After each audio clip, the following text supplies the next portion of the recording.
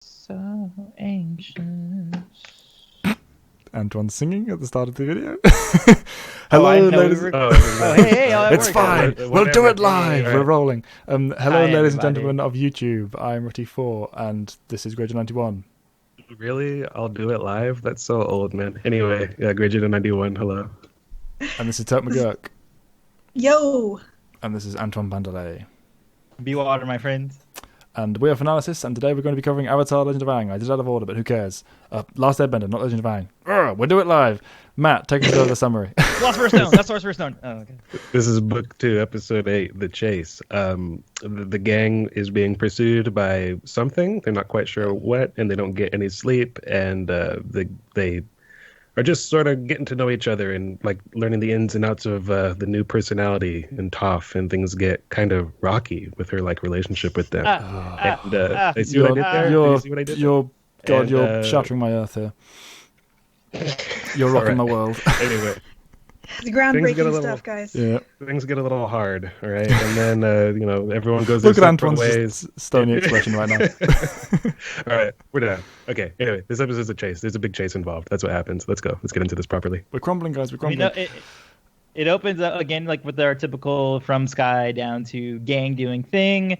This one in particular, we start off with Appa shedding, which becomes a thing later on in the episode. Yes, But I love that. Shit. I love Yeah. It's like a opening gag for them to be doing something stupid, like, and fun, and it becomes a plot point. That's not usually the case in this show. I really enjoy that. That's when they and tie them since you together. said And the also, typical, sorry. the typical like sky and like down to like what they're doing or whatever, beautiful skies throughout this episode, like all throughout, like they really are like more than they normally are. Like they're like that sort of sunset, dusky, sky. They're Twilight. beautiful. As someone whose favourite time of day is dusk, yeah, I completely agree. Particularly the one scene with Iroh and Toph later on, that was the prime of it for me. But yeah, the gang are kind of doing their usual gang shenanigans, but because we've got the added mix of Toph now, it's kind of changing the dynamic a bit, and it's nice to see them kind of happy at the start before the angst and the fear and the tiredness has kicked in, because that's going to be a thing throughout the episode. As well, Katara's smile at the end, even though that Toph isn't going to be the girly girl, she's still like finding it amusing. I like that because Yeah. Toph is not the girly girl. We've talked before, like we've argued like amongst ourselves about like the humor in Avatar, and the humor in this particular one is really strong for me. I was Yes. laughing at this one like pretty consistently. I love that first moment when Aang sneezes. Yeah, like it slams back bounces into Appa, Appa yeah. and like face plants. Yeah, I love that, and it just keeps or going on.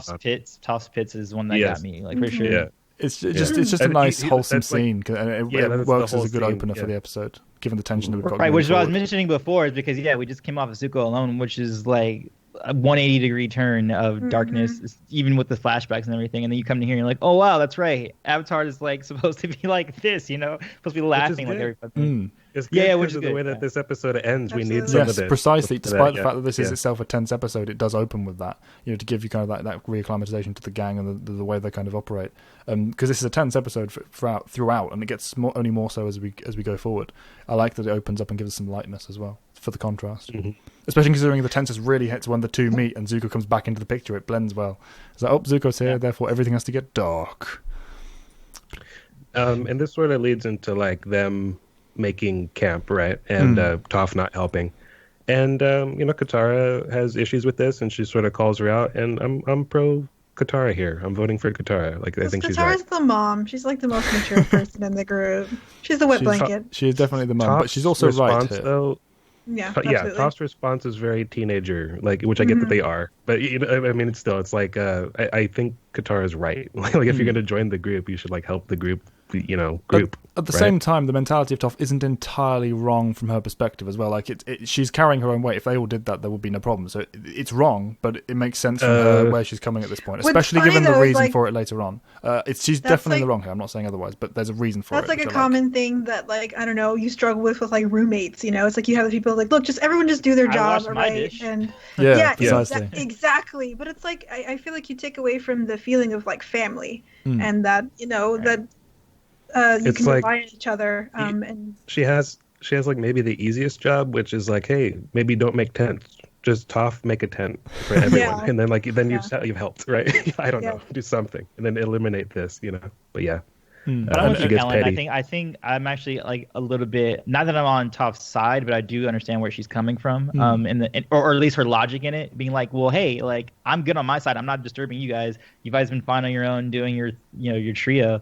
I mean, it also is consistent with Toph because, and it's weird. It's actually weird when you think about it that she's in a group at all because she's very much a loner person. And I like that's actually carried out in her adult years where she's kind of never really in a relationship for too long, where she's had multiple partners, probably because she discovered that she's better being alone. And when we see her as an older woman, she's alone in a swamp.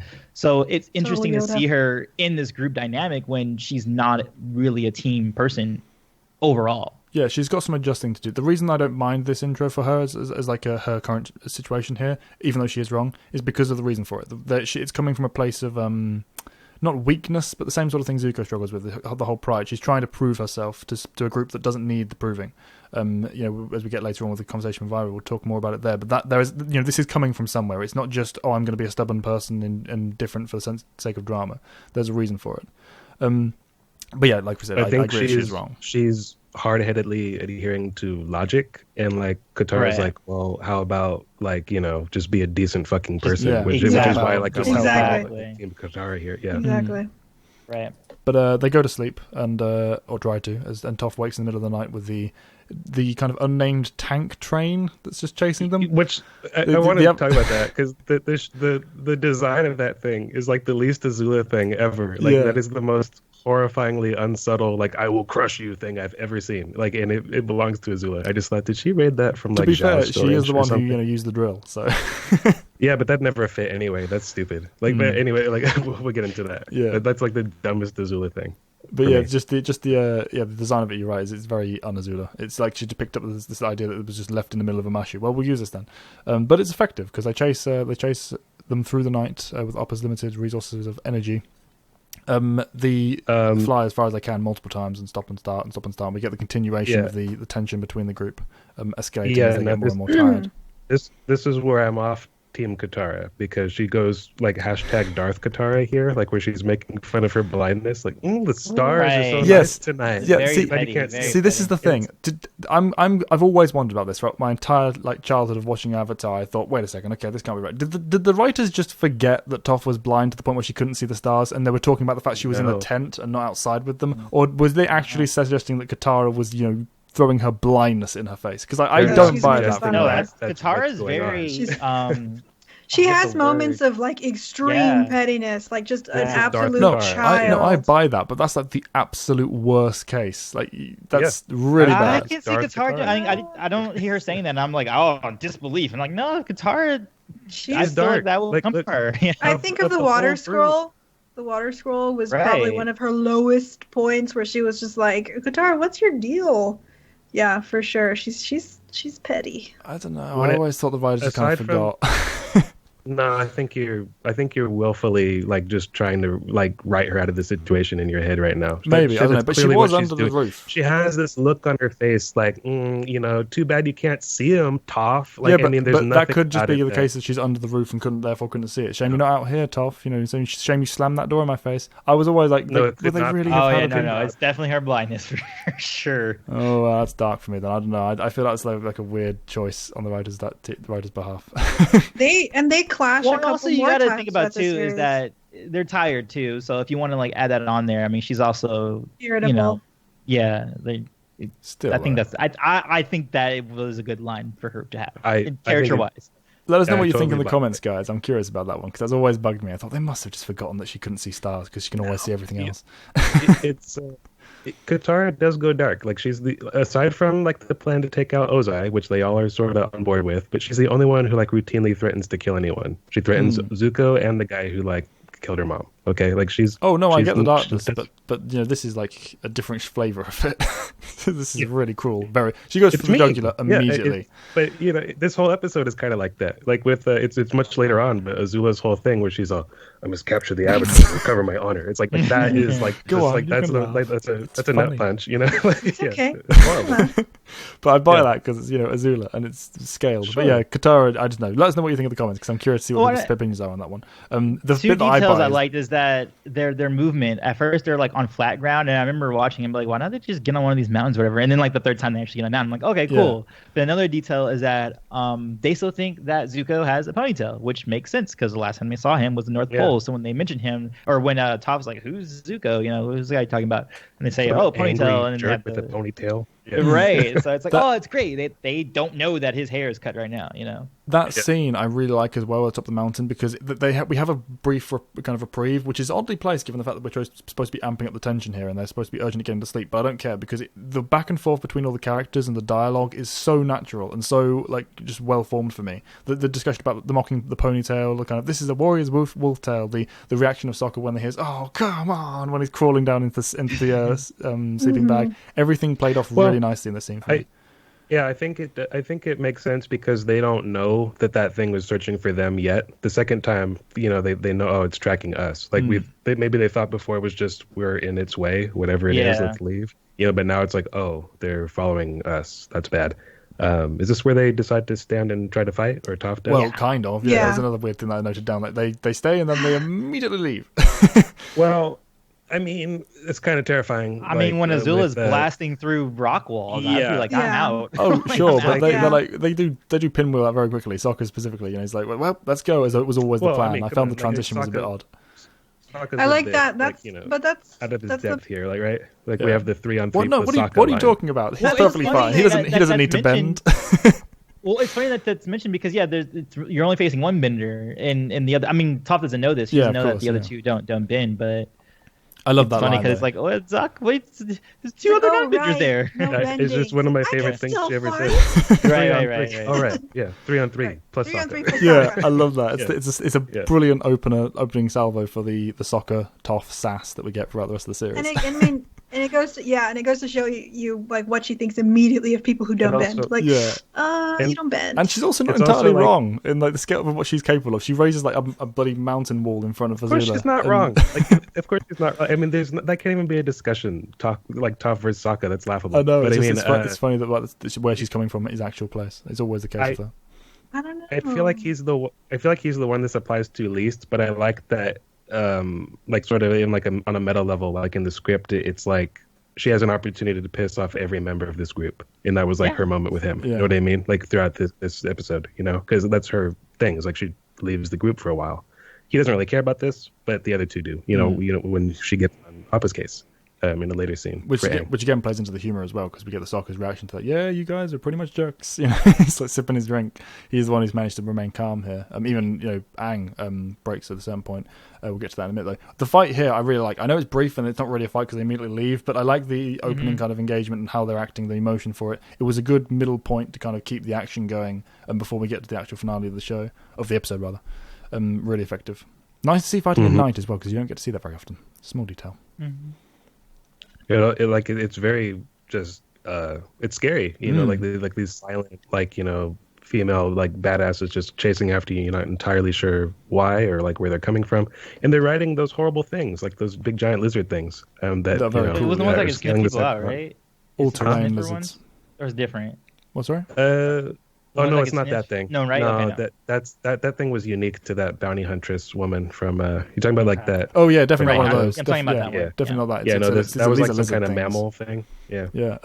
But the Shurshu. Just the detail. Yeah, Shurshu. That's what it was called. Yep. The details of the fact that they haven't spoken as well. They haven't even been announced in the episode until this point. You know, this is them. They just open up the gate of the side panel of the vehicle and immediately step out and just attack. You know, I like the tension that trying to amp up here, just to kind of give the sense of the weight of the chase, because you know that is the name of the episode. It was very effective. This you get why this thing is kind of you get the feeling of it being hounded by this, rather than just it's a thing that is declared being the pursuit vehicle rather than an actual threat. Exactly. There's no scene where she's like, "Mwahaha, I have found you, and now you are going down." Like, you know, or at least that comes later. But it makes sense on that occasion because it's sort of a standoff at high noon. But yeah, completely. So we get the discussion as well in the air of the small elite team. They talk about Tylee's bending in particular being scary. Katara's says that we face that, and these aren't normal people. You refer to it as bending, or Should I Chi say blocking. chi blocking? Sorry, not chi bending. Or I misspoke. anti-bending. Sorry, anti bending. Yeah, I put in the No, notes. I just didn't know. Like when you said it, I was like, "Oh, is it referred to as that?" No, It's not actually called chi blocking. Here. I questioned. I was like, wait, Tylee's. He did say that, right? Yeah, sorry, I misspoke Okay. if I did. All right. Apologies. But yeah, okay. she's a No chi problem. blocker, Right. not chi bender. But although I suppose it could argue that kind of thing. But she doesn't even mention the name because I don't know at that point. She just said that she does something weird that took away my bending, and the fact that she says that's scary. I love that. Oh It's, yeah, this is when they're flying on Appa and like Yeah. Sokka's foolish over no sleep. Yeah. and that's this moment. So this is when they land like in well we get Zuko first. Zuko enters. Yeah, the I was scene. gonna say there's like the moment where it's like, hey, we established Zuko's in that this they're episode. yeah. Which is interesting that they show him tracking the trackers before we know how they're tracking like Aang and the gang. Like I think that's kind of cool. Yeah, So doesn't we can reveal the see how mystery. he's following the tank. Yeah. I like it, and again, it adds him to the chase as well because it kind of does come out of nowhere at this point in the episode. But it would have been even worse if he just turned up at the end and not had any lead in. So they didn't have the time to give him a proper introduction. But this is enough for me, given everything else that happens. And we get the Opera falling asleep in midair, which is a very real problem because you can't just keep running him constantly. If he gets tired, he's going to drop. Like horses will literally drop if you take them over long distances. Like they'll be like, all right, I'm done. Yep. That's hilarious. It's like I remember watching this episode and like my dad came into the room, like the living room, and he was just like hanging out at the time, and like he happened to look up in that moment and he just like died laughing. They're like, what happened? And like Aang's like, oh, I fell asleep. Yeah. And he just like that's fucked up. And when he crawls onto the face. Happened, like as someone who didn't really know like the world or the characters, like just that scenario was hilarious too. Yeah, it's brilliant. No, Avatar works a lot on those levels, I think. Yeah. It's the small moments that don't even necessarily have to work as humor that I find funny, and just the kind of slap in the face of, oh my god, this is a real thing that's happening right now.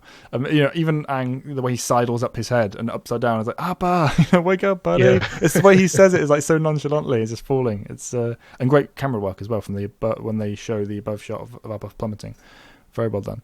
And then we get to the shedding and Toph blaming Appa for getting them caught. And then Aang taking issue with that. Yeah, he's been trying to be the peacemaker. Yeah, he's trying to be the peacemaker throughout this episode up until this point. But then I like that his breaking point is when she blames Appa. It's nothing to do with him in this case. Right. Are you kidding me? Yeah, nothing to do with him. And also the fact that it's so poignant. He is literally carrying your weight, all of our weights.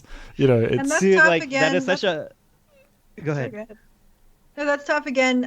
Saying something that is absolutely true, but completely void of any tact. She's not tactful about it. She's just like straightforward. This is how it is. Take it or leave it. Whether it's you gotta learn how to deal with people. Exactly. You've got to take your problems head on, though, is her perspective, isn't it? It's the earthbending thing. She's an earthbender. She's a loner. She hasn't had any friends. There's just so many things that play into her not being good at talking perfect. Politely. Yeah, it's perfect for next episode where we establish, that she needs to know how to talk to people and not just boss around rocks all day. Yep. Mm-hmm. And again, but I like what you brought up about like Aang not coming into it until someone else was to blame, someone who was like close to him, like an Appa, because that's such a Hufflepuff trait for him, and that's like exactly what it means to be Hufflepuff. Like, oh, I don't care if you insult me, but you insult my best friend. Like, it's on. Yeah, because it's so perfect, it's so great. Yeah, it's unjust to him. He's like, what? How dare you? You have no right to blame Appa. Yeah, and it's the fact that the thing she says is so right. It's like she's right as you said, but he literally says he's carrying your weight. He's so poignant. He's right about that, but he goes a little further because he's mad. He goes a little too far because he's mad. He goes, it was never a problem before. It was just the three of us, and that's not true. Appa has gotten tired before. It's just he's blaming. He's throwing it in her face because he's mad at her. So that's where we get like the immaturity from all sides. Even though he is right, to an extent. Yeah, precisely. But, it's that he's not flawless here, and that's that's where the tiredness and the anger kicks in. I like when that's used as a point for them just taking that step going that step further, rather than them going straight up to the nth degree of anger. Like, it's not an excuse, or rather, it's not a cause. It's a, you know what I mean. No, it's crazy. I give up. What's crazy that this show, this like children's show, has all these 3-dimensional characters in it, because sometimes you'll just get very one-note characters, not characters, and everyone in the show has some sort of flaw, not just the villains, but the heroes as well. And I think that's something that makes this not just a good show, but a very great show. Totally, that's one of the aspects of it. Even down to their argument, I mean, it's a very believable argument. It's just like as an onlooker, this is just a giant misunderstanding. Toph's clearly right, but she doesn't have tact. Aang's also right, but he's like getting a little too emotional and not really understanding the situation. So I think that alone is, yeah, you're right, makes this show not good but great. And as well as the fact, with the exception of Toph, I like the fact that while these are flaws, these aren't like character defining flaws. These are just small momentary flaws. Small things, not huge. It's not like tired. It's literally just the fact that they're tired, and that's how that's tied to the narrative. It's brilliant. But it's enough to complicate it to have Toph. This is a big thing happen. Toph leaves. She's like, I'm out of here, and she leaves. Yeah, she's the one where the character impetus is attached to, because it's and I love how she gets rid of Sokka. I was going to bring that up. I know Sokka was sliding away. He's like. I love that she later does it to Azula. Like, that's her entrance into that scene. Yeah. But I just love the way that she gets it. And he's like, sort of the more practical one. Like, hang on, like, this doesn't need to be like a group breaking moment. Well, it is. Get out of my way. Yeah. To do about it. Yeah. But it's again going back to that comedy, those small moments where it's just a case of, you are so nothing to me. Bye. And it's like, oh. He doesn't even fight it. The what did I just do? Like with Aang after she's like left. I love his facial expression on that.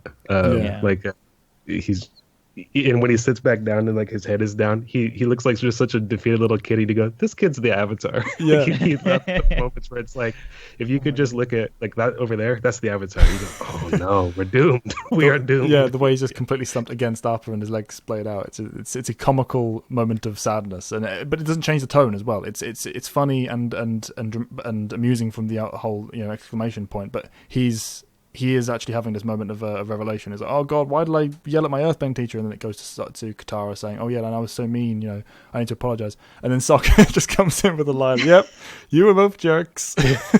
Takes a sip of water, completely just, I'm done again. That was like I'm minding my own business with a cup of tea. Yeah, it's brilliant. That's what it seems like. But is this where they come up with the plan? Yeah, they resolve to apologize, and they come up with a plan, Yeah. because Aang does, admit, but and Toph was right, it is the fur. Yeah, I think it's hilarious that Sokka says something that I think no one has ever said before. He says something like, I tried to write it down, but it was something like, what do we do about the tank full of dangerous ladies chasing us? And it's like, I don't think anyone's ever viewed that as a problem before in life. It's like, well, let them catch us, bro. Like, yeah, whatever. Like, come on, like dangerous ladies. But no, like he's all scared. It's just, what do we do about the tank full of dangerous ladies? He's funny. Yeah, but, it's the practical side of it as well. Like they're talking about how they're getting Toph back. It's like, also we're forgetting the giant tank coming up the hill. It's it brings it back to the planning stage. I like he's still grounded in that way. It again, very natural conversation, very natural flow. It all just works in this episode for me. But we get then the jump to Toph, who meets Iroh. We don't get their actual scene yet, but this is the kind of the actual encounter when it opens up with them. Yeah. I forgot that happened, but like before I rewatched this episode, because like there's just so much we said about like the waterbending scroll, how well that episode used its time. There's so much shit in this episode that they crammed into it that I feel like, how is this only 22 minutes long? Yeah. Or however long it is? But at the same time, it doesn't feel as long as the waterbending scroll for me. You feel like a lot's happening, but it doesn't seem like it's going on for an extended degree like the other one did. The other one, waterbending scroll, felt like it could have been 40 minutes. This one just felt like they were doing so much with even less time even. Than the 20. It's very, very well done on the pacing level. Mm-hmm. So they split, like Aang took Appa's fur, or clumps, right? Like that's the next clumps. Yeah, that's the scene following off. They leave and head off. Appa accidentally clips a tree, which he does a lot this episode. Poor trees. As he's flying off in the right direction, so that gives it away. But Aang follows in the other one, leading the fur via his glider. Then we get the discovery of them finding that out, basically, and Azula figuring it out, which I like. Again, another example of the intelligence that she's got going there. Splits up the group, which is never a good idea, by the way, but she does it. Splits up the smaller she's team. Azula. Yep. And Azula can afford that. Of course, yeah. And Azula goes after the Avatar, not the Aang. What's probably the trap, because Azula knows that she can probably handle it herself. Yes, and even if she doesn't think so, she's Azula. Of course, she's going to be arrogant enough to believe it, regardless. She's going to go after the Avatar because that's her mission, and they go after the Appa flying through the trees. Mm-hmm. But Aang's obviously flying off with his glider to lead the trail down towards the town. He was supposed to just lead them there and then retreat and head back to the group, but he resolves to stay and face the face the problem of Azula and or at least work out what the hell she's doing. Because at this point, we don't. From their perspective, they don't know anything about her. They don't even know the fact that she's Zuko's brother, which gets revealed in a moment. And he resolves to sit there and waits for that standoff. Very much like the previous episode, even because the setup is again very Western in how that showdown is set. Mm-hmm. And then we go back to the Katara and Sokka, who are supposedly looking for setting the actual trail, but they didn't know they're being followed themselves. They're following Toph, or looking for her anyway. And then they realise, of course, that the May and Ty Lee are behind them. I really like. Are we jumping into that fight then? That's what we're doing. Yes, yeah. Well, May and Ty Lee catch up and they fight. Basically, their objective initially is just to get past the river because, if we get past the river, those people can't follow us. And then you get that, like I was saying before, like you get the hills and valleys of drama where you're like, okay, hey, we've resolved this thing. Oh no, we didn't. And then you see the wizards coming. And it's such a ridiculous hill as well. Well, it's actually a real thing. I mean, granted, they do it on a much smaller scale. There are like these little tiny lizard amphibian creatures that can walk across water, but just not on that huge monster scale. It's one of those, again, Avatar moments that is just absolutely ridiculous, but you don't care because it's hilarious and dramatic. I really like how effective these two are this time, May and Ty Lee. I kind of wish Ty Lee had been a little bit featured a bit more. Like, she's got a really cool fighting style. She's got to be like superhuman though, like the way she was bouncing through those trees. It's really unique, her stuff, which is funny because it plays into her character later, but that's really unique. I make that more to like cartoon logic than like saying she herself is superhuman. He was just using hyperbole. Okay. It was just hyperbole. I'm not being literal. Okay. Yeah, it's cartoon logic. They all kind of do that. Like they can be thrown into walls and not get killed. No, I know, but she was literally like. Right. Like, she was like Samurai Jack there. Like, she was pretty cool. Yeah. But I guess what everyone wants to talk about is Ty Lee versus Sokka, right? Yep. Yeah. Nice try, but no. But no. He's like he was actually he actually was useful, like when in defending Katara from May before he got all they specifically switched targets for the fact that he was being so useful. They both were fighting the opponents that weren't somehow fighting back. Ty Lee was even struggling with Katara for a little bit, so they switch over, and that's when things fall apart. Because they if nothing else, they haven't fought these. Sokka hasn't been engaging these two yet, so they don't know what he's capable of. He's also Sokka. Yeah, and of course, his luck goes like this all throughout. Oh yeah, I mean, Sokka strikes again. She is just as attracted to him as everyone else in this universe is. Ty Lee. Oh yeah, yeah, that's true. At the end, when they cross the river, it's like he was kind of cute. I think maybe. Okay, no, yeah, I was gonna say, never mind, doesn't matter. But the fight ends with, as you'd expect, the two being defeated. But Appa saves the day because he knocks them into the river. I love that they don't even acknowledge him as well. They didn't even factor that in because they're so unfamiliar. All of their weaknesses and flaws are believable in this episode because they haven't encountered these two properly, or this group properly yet. You buy their... Well, and also he was just sleeping a second ago. Well, that too as well, yeah. He needed a cat nap. Yeah, that's all. That's that too. A power nap. But we sorry. Katara must be really tired. Maybe that's why she was like so caught off guard. Yeah, that was the other thing I was about to mention. Yeah, wait, they're all but I thought they have encountered them. They have, but they've not encountered Appa. They just don't know who they are. They haven't. I don't think Sokka fought them because he was dealing with Baby, but Katara did fight. No, he threw the Ty Lee and May are fighting them back at Bossing Station. She's like, how are you going to fight without your bending? After she takes Katara's bending, right. And then he throws his boomerang in his, that's true. That's what I was remembering. Yeah. But it was Appa mostly they didn't encounter, so it made sense that they were just letting him go. And you're not factoring him in properly because I don't think he was a big thing in that one. He wasn't, was he? He was absent for that fight previously. But regardless, he was like Antoine said, he was mainly carrying the baby, right? No, Appa, sorry, not Sokka. Yeah, I don't even know if he was there. Yeah, I don't remember. Or was like the getaway? Or was Sokka flying on Appa? Yeah, he was. I think Sokka was flying on Appa with the baby. Yeah, he was. Yeah. Mm-hmm. And God, it wasn't that long ago. Got Katara. Recording times. Anyway, we get that Azula bridging Aang. Azula and Aang meet. And this is where we get that moment. Okay, yeah, okay. This is where we get it's just that the establishment that like, oh, you found me, I found you, and then it's Iroh Toph speaking. Yes. I just like the cruel way she mocks Zuko even when he's not around. Yeah, like covers her eye. But it is like, I guess that, I mean, I think like you would think that you would expect Aang to work out that she's at least Fire Nation just from looking at the way she's dressed, I guess, and the fact she bends fire. But like, I mean, yeah, it's nice for him to now know. Doesn't she have like an emblem on herself?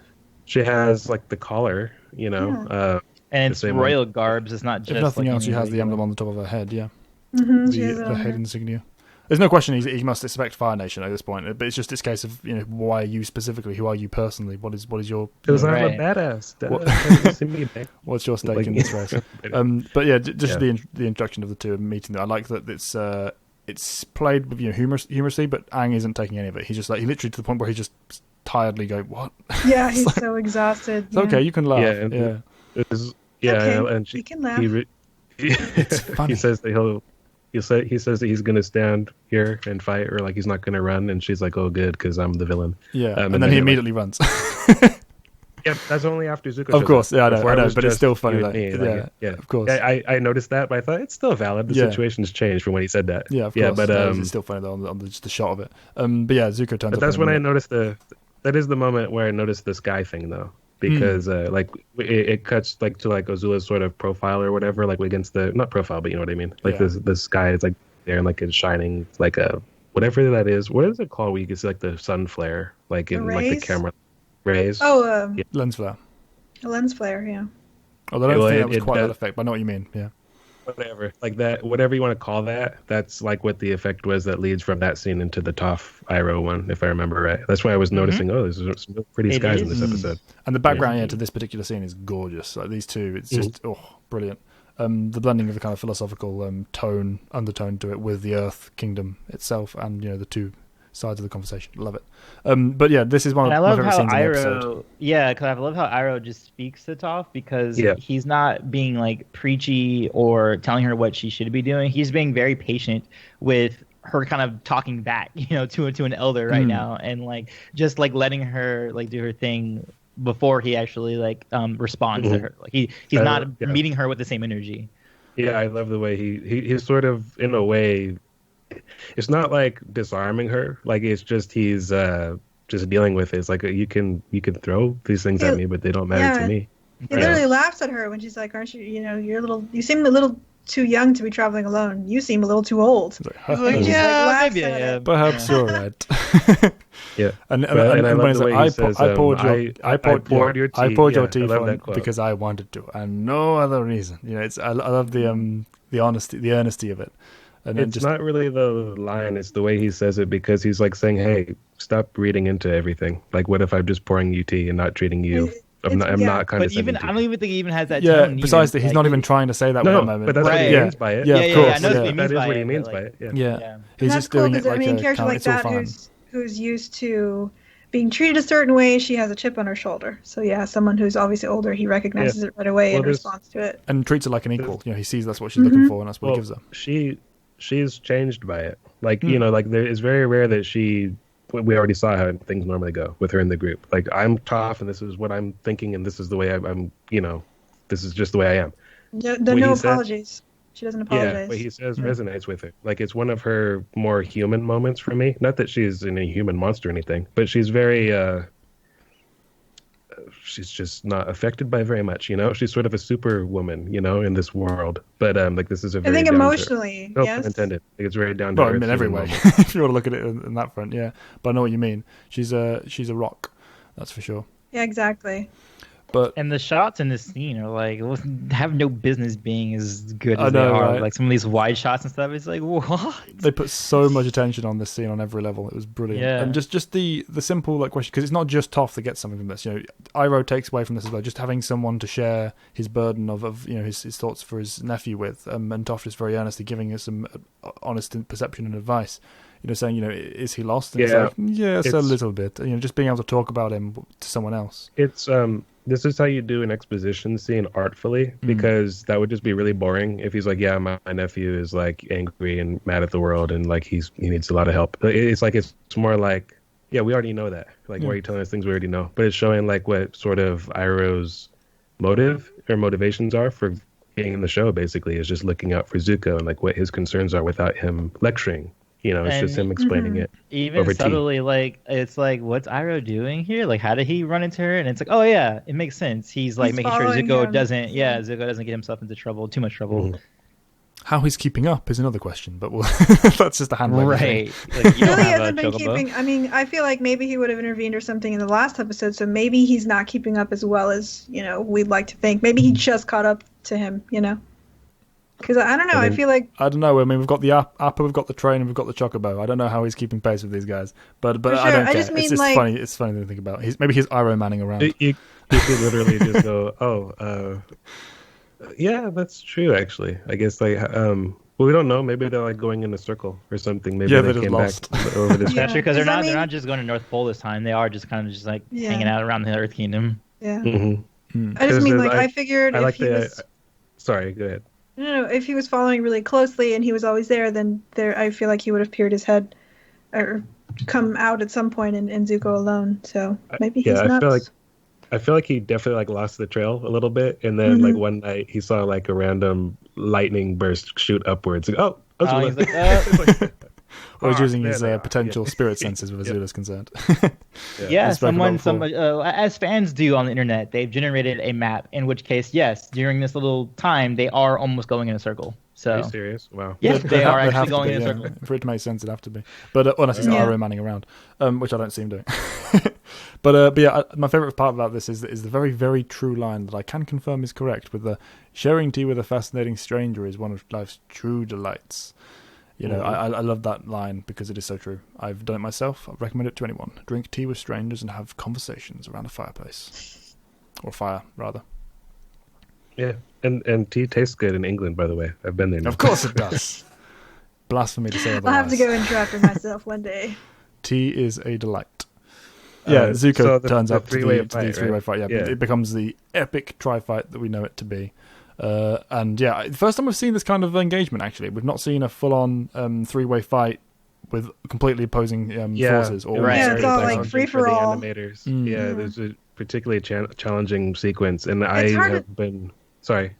No, I mean, it's hard enough. I mean, when you're choreographing fights and stuff, it's hard enough making it look reasonable or believable when it's like one person versus two people. But it's like all free-for-all. They all have like their own intentions and motivations. Like, that's actually really, really hard to do. So. Yeah. Even aside from the animation, just the individual decisions they're making, why they're striking, who they are, and when they are, it matters. It has to all fit. Yeah, and it's such a character moment where between the Avatar and her brother, Azula will shoot at her brother first. That's what she did. Yeah. Just and Zuko recognizing that is like looks around and sees her and is like, oh, okay, here it comes, but still can't quite block it. Don't take your eye off your sister. Yeah, Zuko. Aang you can deal with maybe, possibly. At least he's not going to be striking first, but she's the one to watch, and he knows that. But at the same time, he can't do anything about it because he's still not quite there yet with his thanks to his confidence handicap.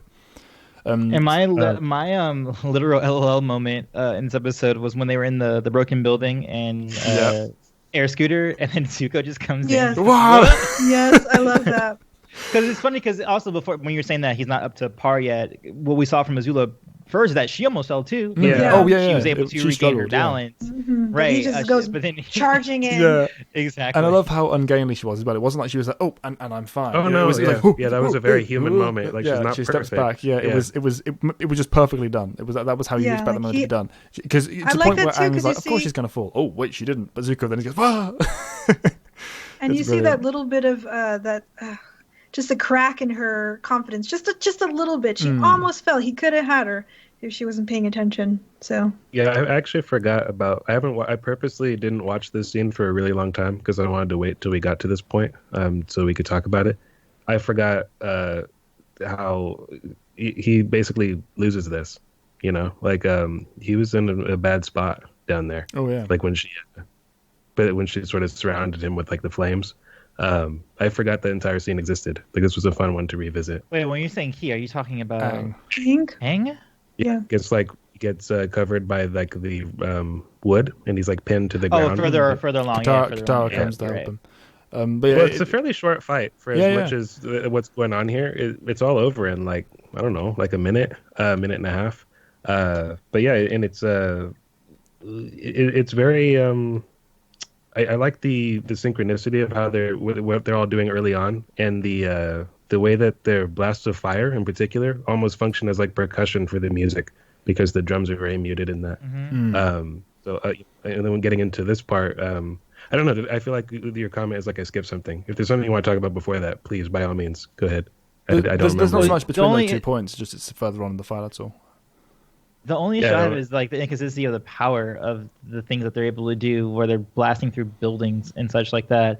And then in the last episode, we had him fighting the asshole Earth Kingdom guys, and they're blast back by fire, but yet like aren't cut or harmed or burned or any sometimes there's an inconsistency. I feel like that happens with their bending abilities and what they can do at certain times. Yeah, and I think it's mostly because of it being Nickelodeon and being kids show, so it's like they can't come out completely deformed. But with that, it kind of creates this inconsistent world feeling to me. Like even though I know why they're doing it or why they have to do it that way. It didn't show up too much in this instance for me. I wasn't thinking about it when I was watching it. There are times though in the show when that does flag for me, definitely. But yeah, it's just for me the thing I took away from this was Aang. This is obviously a great showing for everyone, with possible exception of Zuko because Azula's involved. But I actually think it was pretty good for him. It was he did some good stuff, but he was and that was the first thing I thought of actually when he was fighting, that he did a better job because he's definitely working at a deficit throughout this. Like he's like not doing very well, but he's or in other words, he's not really getting anywhere. He's putting up with what she brings to the table a lot better than like the first time where he was just like completely. She's not handling him because she's got an outside source to worry about as well. It's just it makes sense and it fits. And the opening salvo of him was very cool. But past that point, I think he was probably the weaker of the three. And not that that's an issue. That's why Aang dominates my attention. And also makes sense. He's tired. He's exhausted. Tired, so. He's got true. Yeah, but Aang he literally has like bags under his eyes. But the very thing I liked about Aang was the fact that he's doing these amazing kind of sidestep blasts. During the kind of cross, you get the above shot where the fires from twin fires from Azula and Zuko are coming in, and you see Aang move at a speed that he doesn't usually do outside of his air scooter, which I really loved. He was using like the air to literally blast away and enhance his bagua spins around. He doesn't normally need to. Yeah, but precisely. There's like two of them. Yeah, it's he was cool. in the middle. And he put her in the middle, and like then she's like the one that's like you can see her. Sometimes she's going after Aang, and other times she's going after both, and sometimes just Zuko. Yeah, and the thing is, like the reason why I say Zuko's like performance has improved is because there's several he either dodges or blocks what she's bringing to the table, where before he was like completely like no match for her. Even when she wasn't bending in the first instance. Yeah. And also, I think because he has a more level head. Because for Zuko, it's a mental thing, as we were mentioning before. Because before he was like very emotional about it. He got this whole thing about, your dad's not actually, you're not coming back home because you're being celebrated. It's because you're going to be a prisoner. So he had that going on, and then like he blocked himself from when he was fighting Azula that first time in the Avatar State episode. But in here, he's kind of coming in a little bit more balanced. So that's why he's able to contend with her a little bit better here. And he's had some more character growth as well. Not a major amount, but he's had some significant steps towards it. So yeah, it all fits. It just the rest of the fight basically. I was drawn more to Aang and his particular movesets. I love all performances involved though. It's a very well done scene. And then of course my favorite performance is Iroh just belly bumping. Iroh just boom straight into the yeah, that's like after the rest of the team gets the gang gets there first. Yeah, Katara turns up first, helps saves Aang. Yeah, that's right before he dies she helped him out of there. Yeah. And I don't remember what Sokka did, or he tried to hit Azula and she blocked it, a few times. Or she dodged it. Yeah. And the fight basically devolves into everyone via Azula, because in a fight like that, you take out the strongest link, and they know Iroh is not bringing his best. I like the detail that she doesn't actually try to run until Toph shows up, and that's when because like Toph shifts the ground from under her, and she was like, okay, maybe this is too much. Too many things. She cuts in, and that's when she bumps into Iroh. You're going to disturb my balance. You're going to be hitting me with air. You've got your water over here, and Zuko's going to wake up any moment now. Okay. Yeah, and also Iroh as well. Yeah, Iroh is the big one. Yeah, and this brings us to like one of, I don't know if it's the most iconic moment, but that image of her backed against like the wall and like a member of every other nation, I love that. It's definitely something that stands out even the first time you watch it. And if you're watching it a second time, it's like foreshadowing of greater things to come. So but there's stuff to talk about before the blast, but the blast itself is the first time we've ever seen the united elements in one go. In the entire show up to this point. One of the only times you ever will see. And even the fact that she uses her energy bubble flame shield thing, it almost looks like the Avatar State elemental ball that Aang makes later on. Yeah.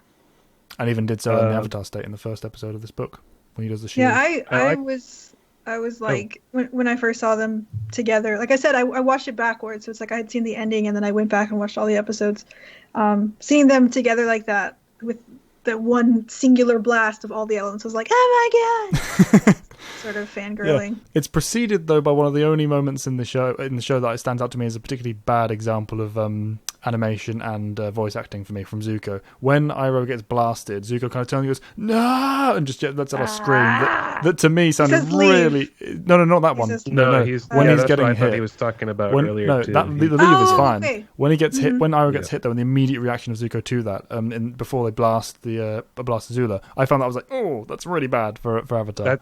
That's just anime stuff to me. But the reaction from it was like, it didn't carry off. It didn't sound believable to me, that shout. But it is followed by the lead moment, which I love. Yeah, I like that Azula, you can kind of see her, like, she's like watching Iroh look at Toph, like she's waiting for him to be distracted because she's assessing point of failure here. If she's going to take out one of them, it has to be him, otherwise she's not leaving. Yeah. You know what I mean? It's like if she had taken that shot at Aang or Zuko, whoever, and even if she hit them and knocked him out or killed him or whatever, if Iroh's still standing along with the backup, she's pretty screwed. Yeah, you know? Yeah, precisely. and it's her being strategic. She's a freaking like tactical genius. Apart from everything else, he's not only the strongest. She is a tactical genius, but it's the only move she had. You know, I love that she knew that. It's like she waited till she could take it, because otherwise she was kind of done. Yeah, this wasn't Azula with everything under control. This was Azula having to play the desperation move. But that's when being a genius counts the most, because you're actually having to try. Precisely, yeah, and this is why the struggle of Zuko is so powerful. Princess because you don't surrenders with honor. Yeah, you don't see him and again, it's so Azula because it's not just this epic battle moment. It's okay, deceit, turning on the manipulation. And wait for that moment. Yeah, so I'm fine, guys. You're playing on their sense of honor, everything. But also, it's not just a case of taking Iroh out because she needs him to be down for her to leave. That's also very much the case. But as well, if she takes Iroh out, she also takes Zuko out. If she takes any one of the others, they're not going to be completely incapacitated. Yeah, Zuko's going to go down, at least in terms of what he's bringing to the fight immediately if he sees Iroh taken out. So it's a two-pronged desperation move. Yeah. It's extremely smart move. It's like taking out someone's leg and not giving or hitting them with a headshot because it's like then you can take out the medic who goes to let precisely, me help the guy with this. Precisely, yeah. It's horrible way of thinking, but it's very real. But Iroh goes down. She is obviously capable of deflecting every single other person's attack in one go. Probably another reason she needed Iroh to go down because she couldn't have done that if he was also a part of it. Guys, and don't forget, we are all forgetting Sokka. He threw his boomerang as well. Yeah, non-bending was part of it as well. I've never actually forgotten about that because you don't actually see the boomerang, right? Like you see the boomerang. No. You see the boomerang, but you don't see Sokka. Yeah. You have the four elements going with each character, but then his boomerang comes up. Okay. There's always been like a disconnect for me in that where I'm like, wait a minute. Here's the funny thing. He's in the side shot. He's not in the shot. In with like the elemental, the camera does not have him. There's always something weird to me about that. But it's the high back shot that's like, forget that he attacked. Well, because they wanted to go for the glory shot, and it's all because they put him in like order. You know, it's like the Avatar orders, like air and what's next, water, and then earth and fire, right? And then boomerang, which like you may or may not need to master, I guess, like to be the Avatar. 1v5 plus Sokka, that fight. But I like the reaction of it. Zuko's immediate, not the immediate reaction, but the following up reaction when Azula's left, and his kind of the moment that hits me, the most powerful moment in this entire kind of ending sequence for me is when Zuko kneeling down by Iroh, he kind of shudders and just it tenses up for a moment before he actually gives his initial kind of response to the gang. I love that moment. It's so well animated and so well voiced. It's super powerful. It's like a tenseness. I thought that's before we started, I thought you were like dogging on this moment. I was like, what are you talking about? But this is amazing. It was just the immediate reaction that bugged me. And again, only a nitpick. It's Avatar, so the smallest things stand out. It makes a lot more sense now. I know what the hell you're talking about. Yeah, no worries. Very powerful that when he goes leave and blasts the fire. I love that because they're trying to help him. And again, it comes back to that Zuko moment of pride and weakness, and it's the immediate shame of having once again screwed up. I caused this. I left, and this is the result. Everything just blows in my face. So it's all the emotions playing through his head and carving through his soul in this moment. And you would think that's an interesting moment for the characters too, who haven't experienced him since book one. That fire blast is like a warning shot. He doesn't aim to like hurt them or like so. Because watching it again, it's just like, oh man, I guess he's serious. Let's get out of here, guys, because we know how Zuko is. Without thinking like, Zuko could have like hurt us, but he didn't. That's interesting. It's reminiscent of the end of the Blue Spirit in kind of the way it's kind of. That was more of an attack than this one was, but it's the same kind of feel to it. Mm-hmm. Well, it's interesting. Like Chuck said, the others haven't seen him since book 1, and even in book 1, though, the only one that really saw him even like remotely as a human was Aang. Really, like the other ones don't really know him. Like he's just the enemy. So this is a very different view of him that they're getting, and it makes it more believable that Katara begins to think that maybe he has changed, like as we see later in the season. Yeah, this is kind of the laying the foundation of that kind of mindset for her. And not just the fact that he didn't attack them, but that he's mourning something or someone. Like it's not like because if that was Azula in that situation, it'd be like, oh, okay, fine, man down, continue to fight. Yeah. But for him, it's like, no, I'm done. You guys get away from me. This is my uncle. I have to make sure he's okay. Yeah. That's a big moment too. Yeah, and Toph as well. Toph is noticing this is Iroh at this point because she's like, oh wait, what? This is him, and so she has a stake in this race as well, whereas she otherwise wouldn't have done. And it's hard because even like Katara immediately offers to help, but like Zuko won't take it because Zuko, he's not thinking clear. But like she's a healer, so like it's a very resonant moment. He doesn't know. That's another thing he doesn't know. But he doesn't know. No. It's like that's what kind of makes it a little bit tragic is he doesn't realize what he's turning down. Yeah. And also makes it more impactful when she brings it up later on with the spirit water. Yes. Yeah. Shit, I forgot what I was going to say. Sorry, tacked onto that. It doesn't matter. It's okay. I'm sure it'll come up again later if it's really important. But yeah, but aside from that main moment, we've got Toph realizing, so like I say, she gets into the stake into the fight, or the climax to it, because otherwise she wouldn't have done. There we go. I knew if I waffled about nothing, it would have come up. Yeah, like technically this isn't the end of the episode because we have like the sort of like music where like they're like right. It's like. It's the second time that like we've ended sort of with like Zuko in a really bad spot in a row, or in a contemplative moment. Because with Zuko alone, obviously he was riding off into the sunset alone, thinking about like his past and also his future and just everything, his place in the world. Now he's contemplating Iroh and like his mortality, right? And in the next episode, it again will end like on a strong note with Zuko like shouting at like the heavens. Isn't the next episode bitter work? Yes. Mm-hmm, yeah. But I think that's the reason why in my head these episodes are all like, or this book, like book 2, just it's so well written, like where it feels like each episode leads so strongly into the next, and it all feels like it matters and it has just a point to the story. I love that. The narrative is so well intertwined between each episode, and they're all individual as well. They're all independent. They're not part 1, part 2, but they work together regardless of that. Yes. I laughed because you said thinking about his place like in the universe and stuff. That's literally a line he says later in books. It's almost like the writers are making fun of that when they have nothing to do and he's like, "What do we do?" He's like, "I don't know." He's like, "Think about our place in the universe." Right. Like, he's done when is that? When does that happen? It's book 3. He does say that. Yeah, but why?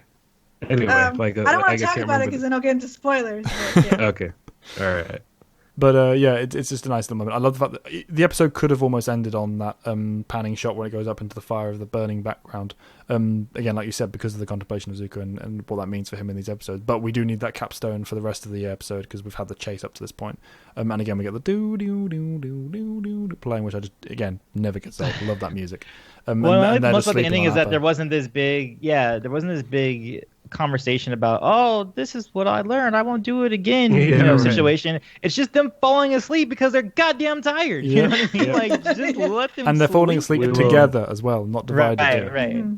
We'll have a sleep into forgetting and things will be back on track tomorrow. And Toph is right between the two that she had the most issues with. I mean, that's me not counting Momo. I mean, obviously Momo's there, but what? How dare you not count Momo? He is a pivotal member of the team. He does his part to build the camp where Toph even herself didn't. He threw that boomerang, I'll have you know. But anyway, no, it's good because if nothing else, I don't have time for that anyway. But it's always best not to have a stupid like that's like when you see whenever you do see that, that's like, okay, we're kind of like assuming you're not intelligent enough to keep up a little bit, so we're dumbing it down. So it's always nice that they don't do that in the show wherever they can. Dumbing it down and padding for time. Those are the only two reasons that ever happens. There's no narrative, artful way of delivering that outside of that.